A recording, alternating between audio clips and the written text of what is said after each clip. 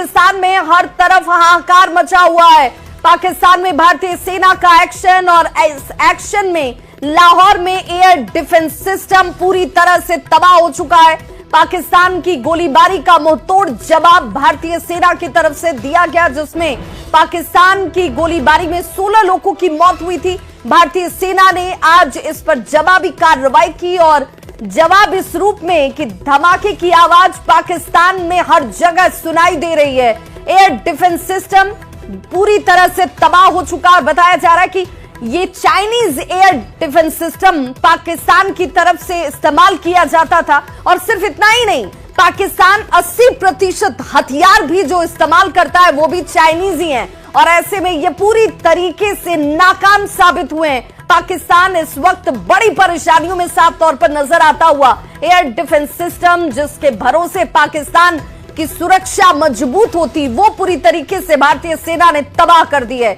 पाकिस्तान के खिलाफ भारतीय सेना का यह बड़ा एक्शन और भारत के 15 जिस तरीके से इस एक्शन को लिया गया, उसके बाद पाकिस्तान के कई शहरों में एक के बाद एक धमाके जो हैं सामने नजर आ रहे हैं।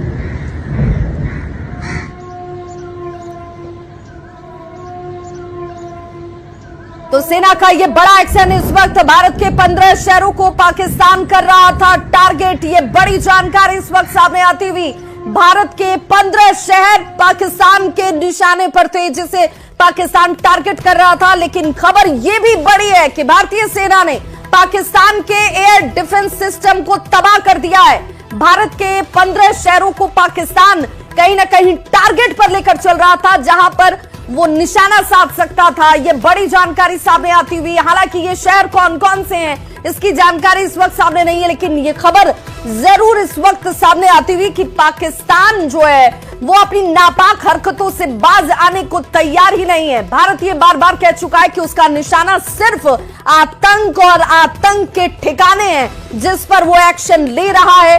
कहीं पर भी किसी नागरिक को नुकसान पहुंचाने की मंशा भारत की कभी नहीं रही। एक पड़ोसी को पड़ोसी की तरह भारत ने हमेशा से देखा, लेकिन यहां पाकिस्तान किस तरीके से नापाक हरकतों को अंजाम दे रहा है, उसके बाद ही इस वक्त भी देखिए 15 शहर, और ये 15 शहर भारत के कौन से हैं जरा वो भी जानते चलिए। जो शहरों को पाकिस्तान टारगेट पर ले रहा था, पठानकोट, चंडीगढ़, ये वो शहर।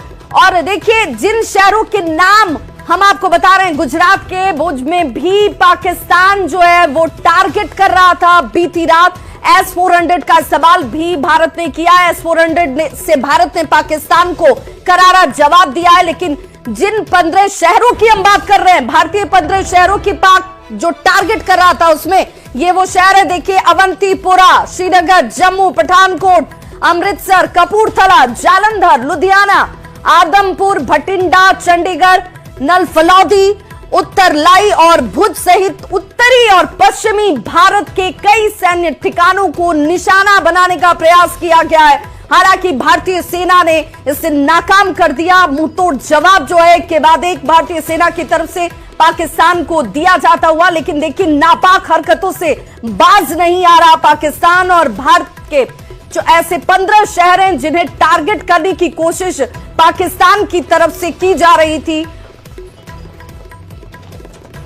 कोशिश की, उसमें कश्मीर की कुछ लोकेशंस भी लिखी गई हैं और खासतौर से western India including Awantipora, Srinagar, Jammu, Pathankot, Amritsar, Kapurthala, Jalandhar, Ludhiana और आदमपुर और बठिंडा, चंडीगढ़, नाल और भी काफ़ी एरियाज़ हैं। और पाकिस्तान ने कोशिश की थी लेकिन उसको विफल कर दिया गया है। और आज सुबह जब भारत की तरफ से आर्म फोर्सेस की तरफ से टारगेट किया गया तो पाकिस्तान का एयर डिफेंस राडार जो है उसको टारगेट किया गया और कई और लोकेशंस पे उनके एयर डिफेंस सिस्टम को या एयर डिफेंस राडार्स को निशाना बनाया गया। आपको मैं रोकना चाहूंगा, स्क्रीन पर व्यूअर्स हमारे जो तस्वीरें देख रहे हैं ये नई तस्वीरें हैं, ये तस्वीरें हैं एयर डिफेंस। तो पाकिस्तान की गोलीबारी का देखिए मुंहतोड़ जवाब कैसे दिया गया। पाकिस्तान ने भारत के ऐसे 15 शहरों को अपने टारगेट पर सेट किया हुआ था जहां पर उसकी तरफ से हमले किए जा सकते थे, लेकिन इसे नाकाम कर दिया भारतीय फौज ने।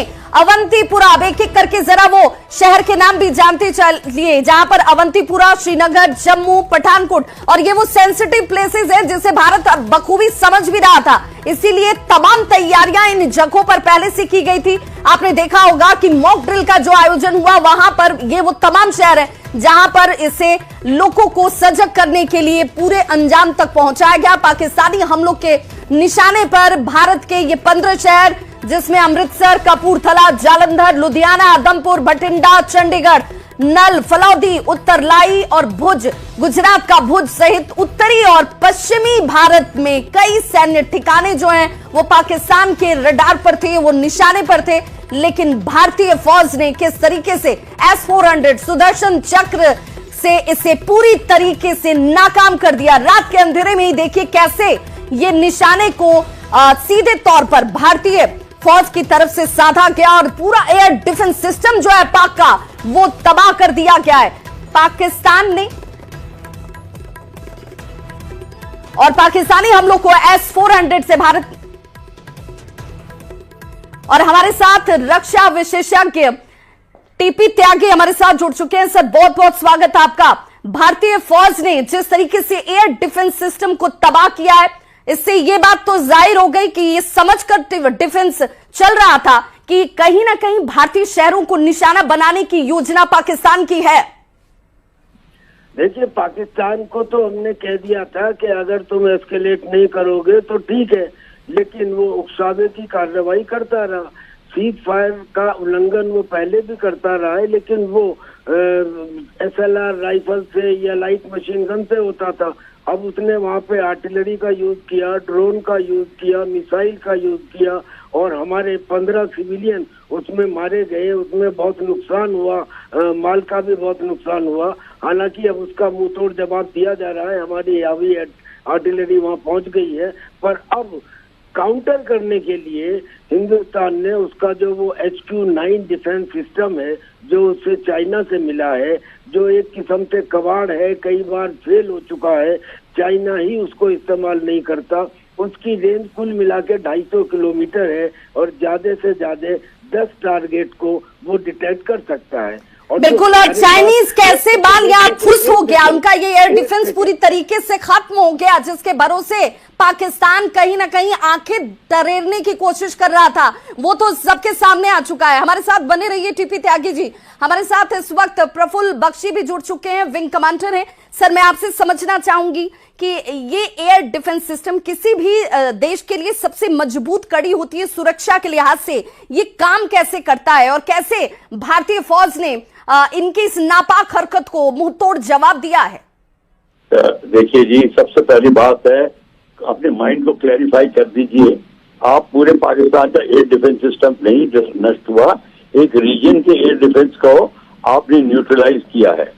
ये जो है एयर डिफेंस सिस्टम के अंदर में आपको हवाई हमले से जो कार्रवाई होती है दुश्मन की, उसको नाकाम करने के लिए आपके पास रडार होते हैं और रडार उनको पिकअप करते हैं और फिर आपके पास में connected weapon system, missile system, anti aircraft gun system होते हैं जो उन पे हमला करते हैं। तो वो एयर डिफेंस सिस्टम बनता है पूरा का पूरा। और वो अब उसका कौन सा हिस्सा डिस्ट्रॉय हुआ, कैसे हुआ है, ये हमको पूरा अभी पता करना पड़ेगा। सिर्फ ये कहना कि पाकिस्तान का एयर डिफेंस सिस्टम पूरा तबाह कर दिया गया है, ये एक किस्म से थोड़ा सा मुश्किल समझना है इसको। एक रीजन के एयर डिफेंस सिस्टम को रावलपिंडी के एरिया के करना, कराची के एरिया को कराए, किस जगह को कराए, हमें ये देखना पड़ेगा। बिल्कुल, चूंकि ये बताया जा रहा है कि लाहौर का ये एयर डिफेंस सिस्टम था जिसे एक तरीके से न्यूट्रलाइज कर दिया गया, खत्म कर दिया गया है।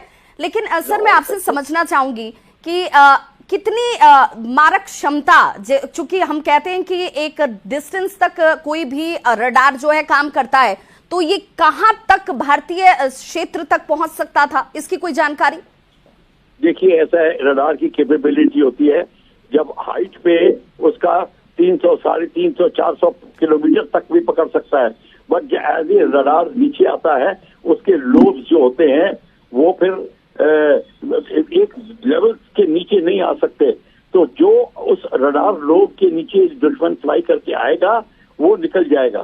तो बहुत लो लेवल पे उसकी मारक जो रेंज होती है बहुत कम हो जाती है, हाई लेवल पे रेंज ज्यादा रहती है।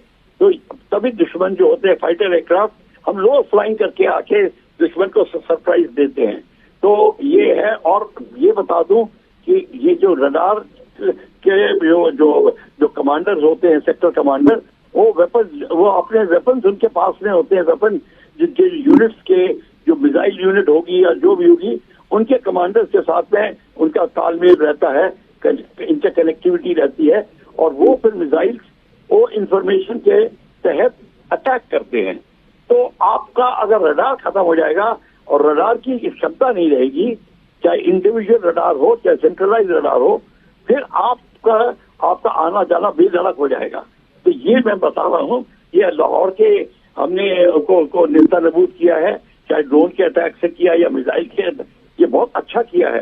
पर हमको अगर भारत को और भी जगह के एयर डिफेंस सिस्टम्स को न्यूट्रलाइज करना पड़ेगा इसी तरीके से, क्योंकि जब लड़ाई शुरू होगी तब हमको अपनी फौज दुश्मन के एयरक्राफ्ट को सपोर्ट ना मिल सके और हम उनको अटैक करें तो हमको वो रोक ना सके, इसलिए एयर डिफेंस सिस्टम होता है। बिल्कुल प्रफुल्ल बख्शी साहब, मैं आपसे समझना चाहूंगी, S-400 का इस्तेमाल किया गया, बताया जा रहा है कि इसके इस्तेमाल से हमने उन्हें ये एक तरीके से खत्म किया है, उनके डिफेंस सिस्टम जो कि लाहौर में सेट था। तो ये S-400, क्या हम ये मानकर चले कि इसकी क्षमता जो है वो एक तरीके से ब्रह्मास्त्र जैसे काम करती है? देखिए, S-400 एयर डिफेंस वेपन है, वो आने वाले टारगेट को डिस्ट्रॉय करता है, वो surface to surface weapon system नहीं है। हमने जो डिस्ट्रॉय जरूर किया होगा किसी और मिसाइल के द्वारा। S-400 is air defence system, वो खुद एयर डिफेंस सिस्टम है, मतलब वो आने वाली मिसाइल को, आने वाले एयरक्राफ्ट को नेस्तनाबूद करता है। यानी बख्शी साहब, ये अगर S-400 का इस्तेमाल किया गया तो सामने से पाकिस्तान की तरफ से जरूर यहाँ पर मिसाइल का इस्तेमाल किया गया होगा, जिसे न्यूट्रलाइज किया गया S-400 से। अगर वो मिसाइल इस्तेमाल करेंगे तो हमारा S-400 जो है उसको नेस्तनाबूद कर देगा और बहुत दूर तक कर सकता है, बहुत हाइट तक कर सकता है, उसकी लो लेवल क्षमता भी अच्छी है।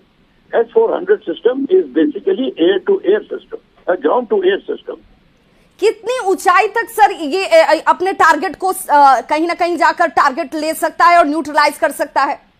Over 60,000 feet, over 70, close to 70,000 feet को S-400 जा सकता है। लो लेवल पर अगर बात करें, क्योंकि आपने कहा कि ये बहुत जरूरी हो जाता है, क्योंकि जो दुश्मन होता है वो चाहता है कि भाई हम इतनी नीचे से जाएं, इतनी नीचाई से हम जाएं कि हमें रडार कैच न कर पाए।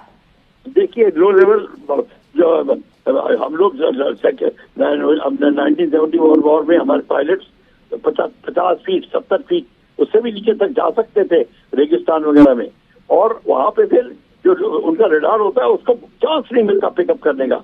अगर पिकअप करेगा तो पिछले अगले जब 2 किलोमीटर या 3 किलोमीटर रहेगा तब पिकअप करेगा, उससे उनका रिएक्शन टाइम नहीं रह जाता। इसलिए ये हमको लो फ्लाइंग करनी पड़ती है। S-400 भी लो फ्लाइंग एयरक्राफ्ट को पकड़ सकता है, पर उसकी भी एक लिमिट होती है। बिल्कुल प्रफुल्ल बख्शी साहब, चूंकि भारत बार बार ये कह रहा है कि भाई हमारा निशाना जो है सिर्फ और सिर्फ आतंक है, आतंक के ठिकाने हैं, लेकिन पाक ये बात समझने को तैयार नहीं है, तभी ये काउंटर अब भी आगे चलते हुए नजर आते हैं।